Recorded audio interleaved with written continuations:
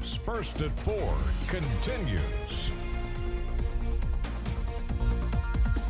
One Floyd County congregation is looking for answers after vandals broke into its church fellowship hall. When members of the church realized the kitchen area of Little Salem Old Regular Baptist Church had been broken into, they were not sure what to expect. They say glass was scattered around, a cooler was broken, and things were thrown around the room. They say someone had defecated on items meant to be sold as a fundraiser for a new heating and cooling system.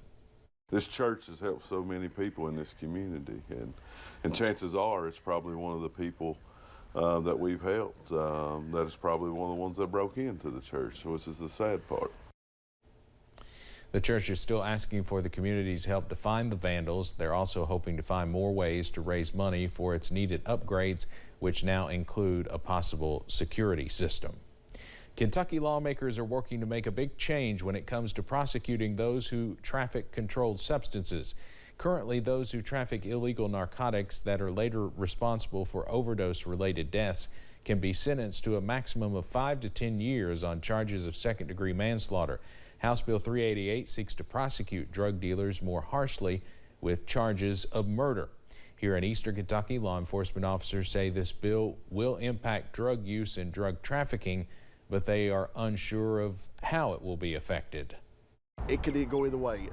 It could cause the dealers to either shy away and back off a little bit and slow down, which would be the best case scenario. Worst case scenario is we have more overdoses. Pikeville Police Department Public Information Officer Tony Kahn added that lawmakers and law enforcement are on the same page, getting the, quote, dealers of death off the streets. We'll have more on House Bill 388 tonight at 11.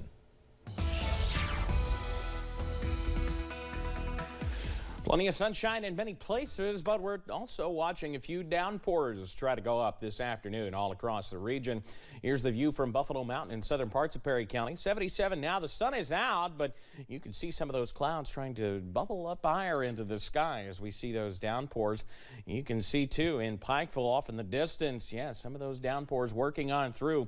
72 there, 75 Prestonsburg, 77 at Peace Jackson Hazard. We're down into the 80s as you head closer to Lake Cumberland. Dew points are in for the most part in middle and upper 50s, so we're just there perfectly for a few downpours to develop. Watching some into parts of Mingo County from to the southern parts of Mingo County back toward Phelps, up toward Williamson as well. South of Prestonsburg seeing a downpour. Downtown Grundy, Virginia seeing a downpour.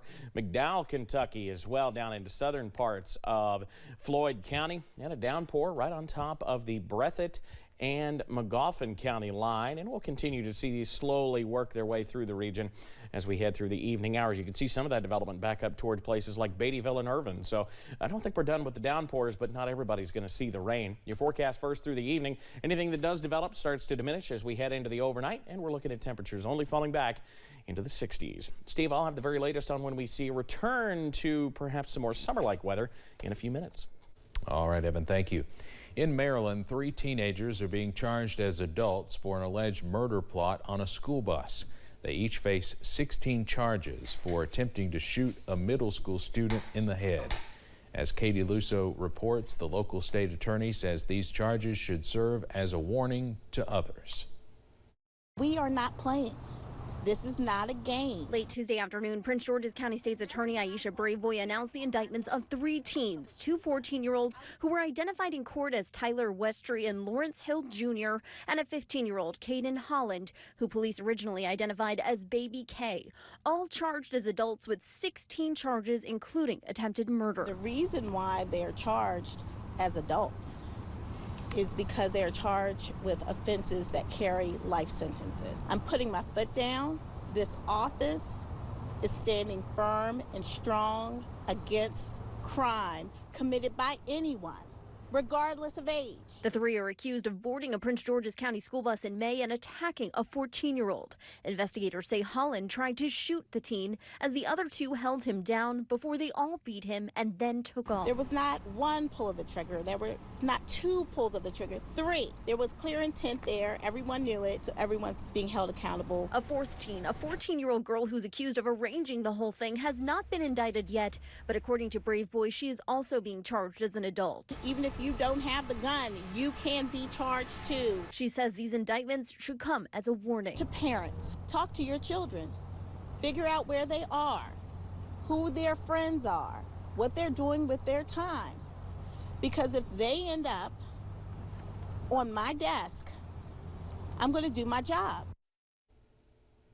Prosecutors are still looking for anyone who may have helped one of the teens avoid capture for 29 days.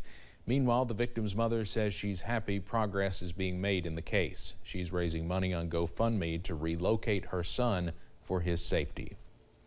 It is a devastating time for a Wisconsin 911 dispatcher, forced to take a call that her own home was on fire. Luckily, everyone made it out alive, although the family's pets did not. Emily Roberts met with the family to share their story. It's the call no one wants to make. All I heard was, kids yelling mom, and I thought maybe it was kids yelling for their mother. But it's the call that would change 911 dispatcher Marissa Anderson's life. And I just remember looking at my partner and saying that that's my house, and they had me leave right away. It didn't really hit me until I was about halfway down County S and saw the black smoke in the sky off in the distance.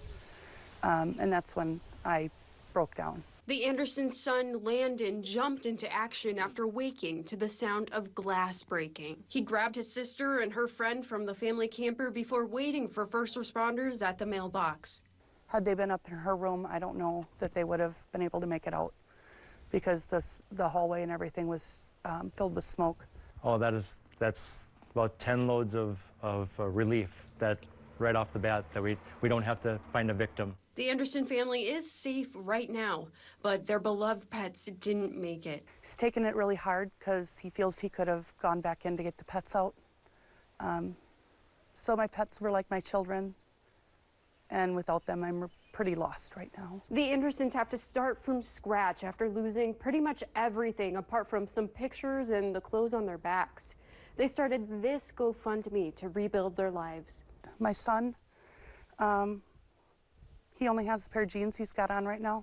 The Door County Fire Chiefs Association donated $2,000 to show their appreciation for the dispatcher who often puts others before herself. That she actually received the call, and the call came from her son, and we just know how hard this experience has been for her, and so we want to try and help the family as well. I thank everybody for everything that they've done for us, and I'm happy that we've got a place to go, but it's not. The fire chief says the fire likely started from an electrical appliance in the basement.